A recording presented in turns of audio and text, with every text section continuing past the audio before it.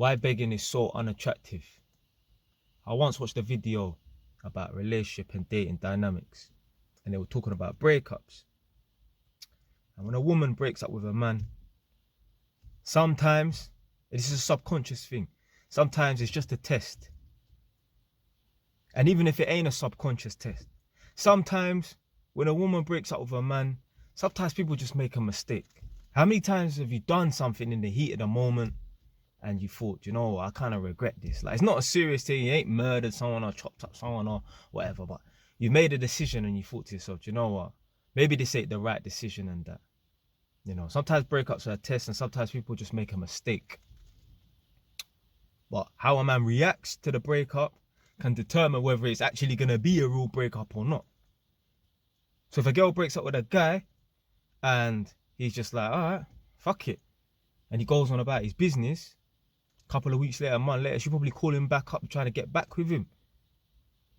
But if a girl breaks up with a guy, whether it's a test or she's just making a genuine mistake because he's pissed her off and that, if he starts acting like a maniac, stalking her, begging, getting angry, turning up to her workplace and that, she's going to think like, do you know what, yeah?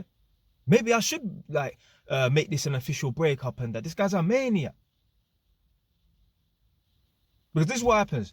When people break up with people and they start acting like a maniac and that, if it was a test or if it was just a mistake, they have to think to themselves, if this person starts acting like a maniac, they start turning up to the workplace, turning up to their yard, begging, phone all the family members and that, acting like a wild person. There's gal that have told me, man, have followed them through the town centre, screaming their name. I know gal have told me, man, have ran and chased down buses after them and that.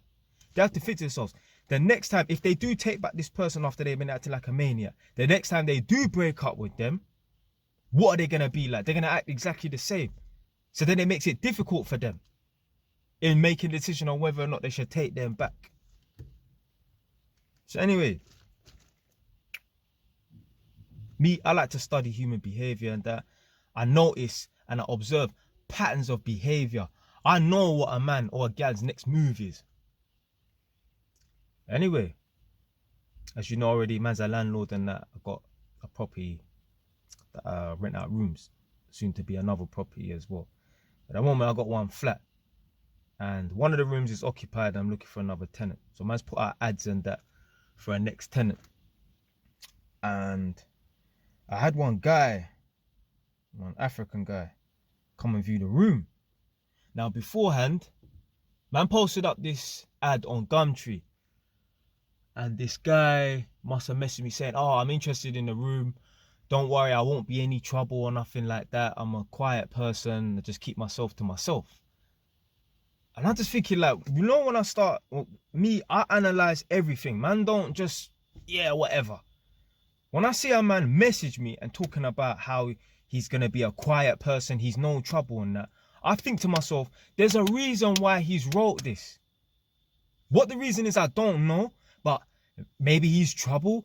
Maybe, you get me, he struggles to find places and that. Maybe he's been kicked out of his previous property. I don't know. But when a man enters a conversation, his opening line is, oh, I'm interested in the room. Don't worry, I won't be any trouble or nothing like that. I think to myself, why does he need to tell me that? Is it because he's hiding something? That's how I think. There's a reason for everything. People will say and do things for a reason. It's not just whatever, innit? It's not by mistake. A man's wrote that specifically. There's a reason why he's wrote this down. So anyway, I let him come do the viewing and that. And he's a cool brother and that.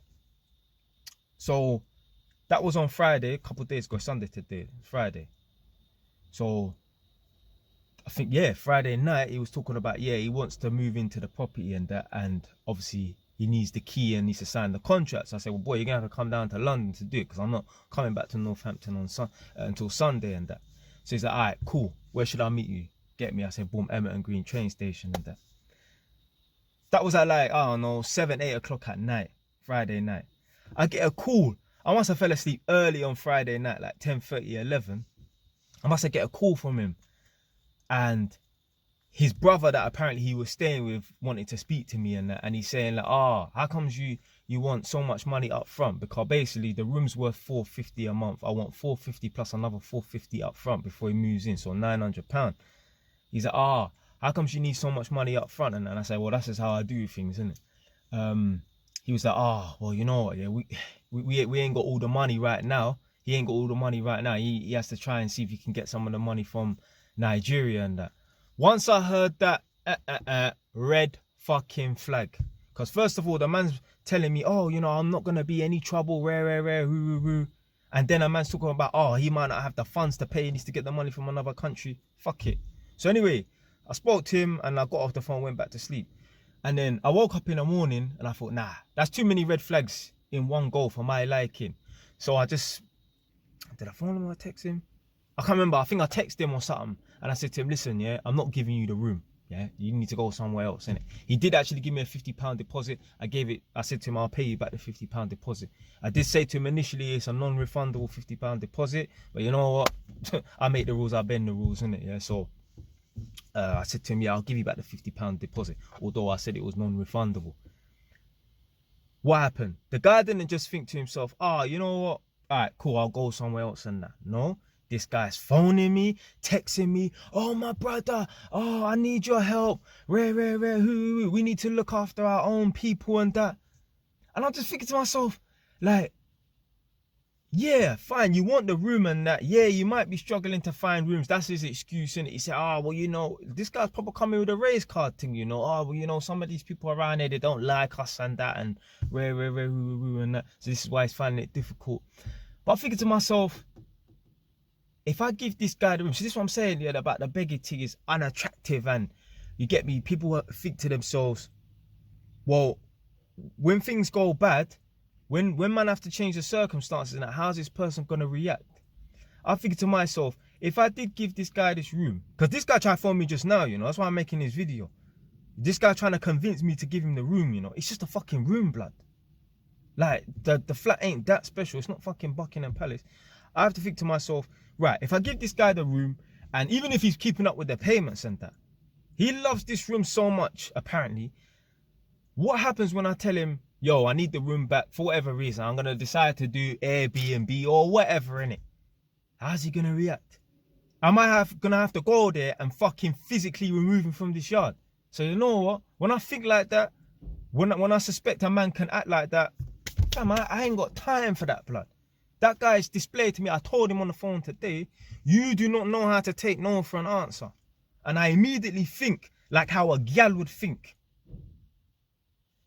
When a girl thinks to herself, do you know what? I better break up with this guy for real, because I can't give him another chance. Because when I possibly might want to break up with him in the future because he does something mad, how's he going to react?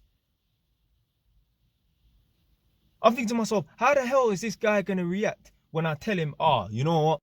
Sorry, the recording stopped. These stupid updates. I don't know how to stop these updates from popping up on my phone and that. But anyway, I'm thinking to myself, how's this guy going to react when I serve him the note and say, look, you need to leave for whatever reason? How's he going to react? Is he going to sit there and try and argue with me and, oh, no, my brother, and start fake crocodile tearing? Oh, you know, we're black people, we have to stick together and that.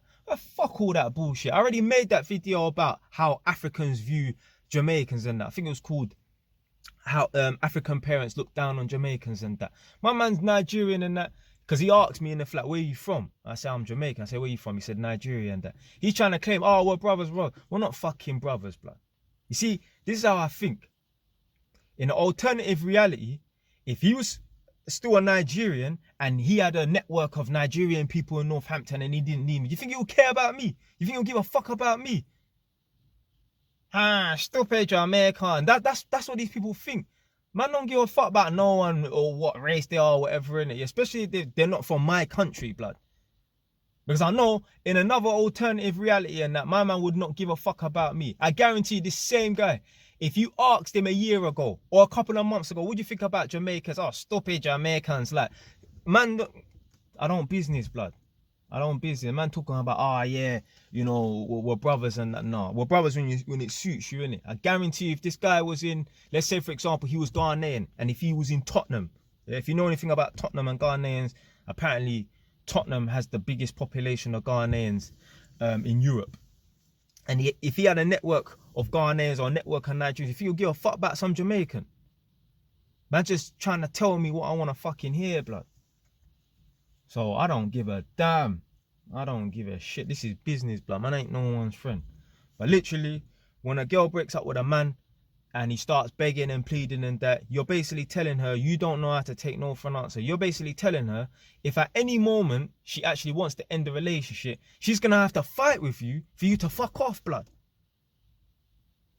A girl needs to be with a man and think to herself, if I ever want to break up with him or whatever in it, yeah, this don't mean, let me break up with him so I can go on a girl's holiday and fuck around and come back to him. No, but I don't want to feel trapped in this relationship.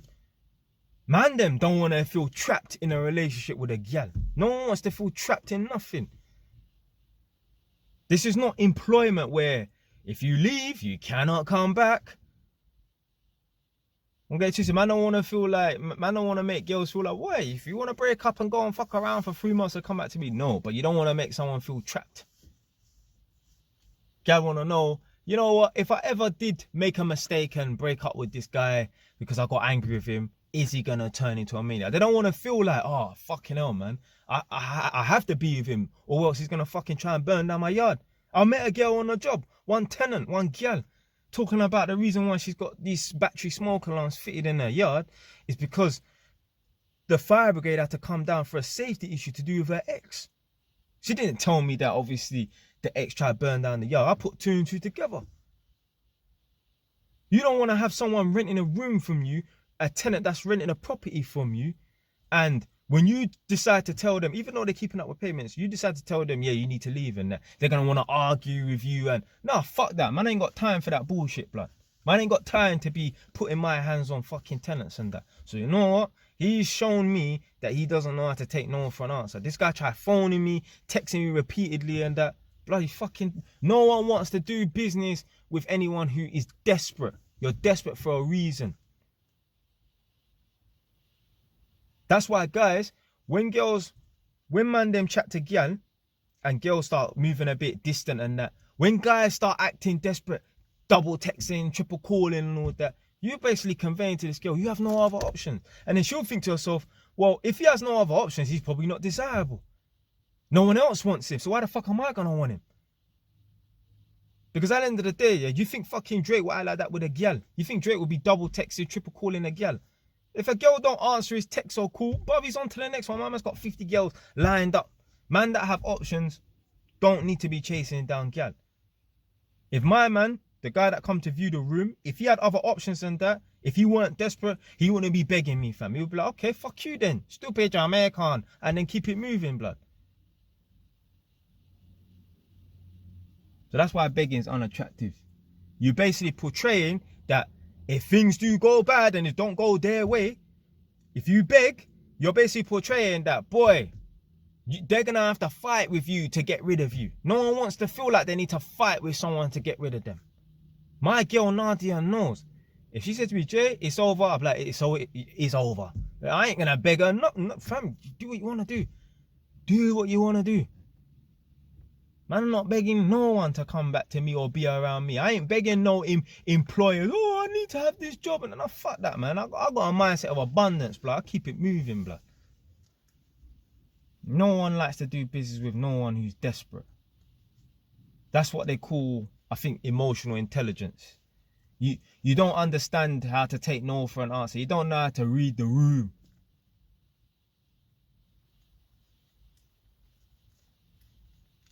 Foolishness. I actually met a tenant the other day. They used to live like, let's say like near the Northampton town centre, and they've moved to some further place that's a lot far further away from the Northampton town centre. And basically they used to private rent near the Northampton town centre, and they said the reason why we live here now is because the landlord decided to, that cunt of a landlord decided to get rid of us and that. And he started explaining the story, and he said, yeah, he'd been living there for X amount of time and that. And the landlord randomly wanted to get rid of them. And they said no. And they said they didn't move. They didn't, when he served them the notice, they just ignored it and that. And he said the bailiffs had to come and remove them. And I thought to myself, I didn't bother dive deep into it. I'm not going to bother start asking questions and that. But you ever think to yourself, you think about this situation logically and that. Why would a landlord want to get rid of his tenants who are paying rent? Now, maybe he wants to get rid of them because some family member wants to rent the property, or he wants the property back so he can live in it. That could be the situation and that. But more than likely, if he's a landlord, he's probably got other properties and that. He's not desperate for this property. I tell you why they wanted the tenant to move. The landlord wanted the tenant to move. It's probably because he stopped paying fucking rent. I've never heard of a tenant. I watched this program with landlords and rogue tenants, slum landlords, whatever they want to fucking call it, blood. The tenants that get evicted by bailiffs and that are the fucking tenants who stop paying rent. I've never heard of a tenant who pays rent, who has always paid rent, rent's paid on time, having to get evicted by bailiffs. That sounds like the type of people who don't pay rent. And the guy that have no fucking teeth in his mouth. So there's no way that a man who has fucking teeth, no fucking teeth in his mouth, keeps up to date with his rent. My man can't even keep up to date with brushing his rascal teeth, let alone up to date with their rent. They probably stopped paying rent, so that's why the landlord fucking evicted them. Fucking stupidness. And the fact that the guy brought it up is something that's on his mind. So I know he probably had a guilty part to play in this scenario. Anyway, that's it. That's the reason why begging is unattractive. Because you're basically telling someone subconsciously, well, blatantly, that, boy, when it comes time to get rid of them, whatever situation it is, relationship or fucking renting a room or whatever, you're gonna fucking fight them. No one wants to have to fight to get rid of you. Well, that's it. Stay wise. Done now.